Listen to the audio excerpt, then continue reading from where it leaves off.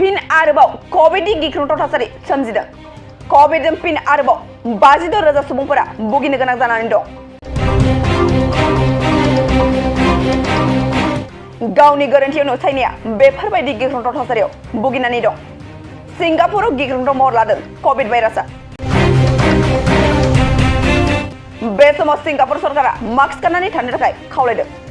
सानफ्रोमबो गोबां सुबुंफोरा कभिड भाइरासजों गाग्लोबजानायखौ बे समाव मिथिनानै मोननाय जादों। सिंगापुराव फिन आरोबाव कभिड भाइरासआ गिख्रंथाव महर लानायखौ नुनो मोनदों। थांनाय हप्तायाव 32,000निफ्राय दासिम 52,000 सुबुंफोरनाव सन्देरदों होननानै फोरमायो। सावस्रि बिफाननि बादिब्ला कभिड-19 बेरामिफोरनि अनजिमाया 75% बांदों।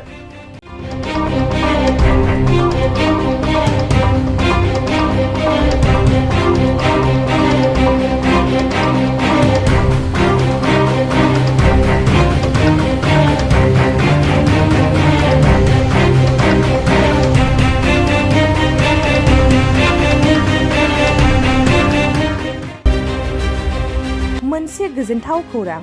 क'क्राझार सहरनि जेडि र'डजों नांजाबनाय सुदेमपुरि गांजिमा बाजाराव थानाय आइ आफा मेडलाइफ बिएम हस्पिटालाव बेराम सोखानो हानायनि गोबां खाबु दं।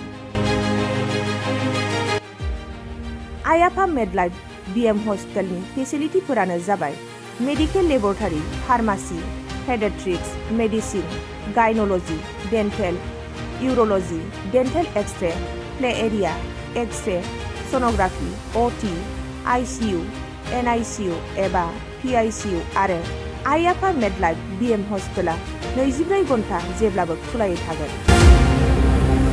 लांलाय लाबोलायनि एम्बुलेन्सआबो मोजाङै सार्भिस थागोन। ओनसोलनि सुबुंफोरा बेराम आजारफोरजों भुगिनानै थाना दंब्ला थाबैनो नोंथांनि देहाखौ फाहामथाय लानो क'क्राझार सहरनि सुदेमपुरि गांजिमा बाजाराव थानाय आइ आफा मेडलाइफ बिएम हस्पिटालाव गोख्रैनो फाहामथाय लाफैनो हागोन। आबुङै मिथिनो थाखाय 9101655430 एबा 8822688026 जानबुं नम्बराव खौरां लाहरनो हागोन।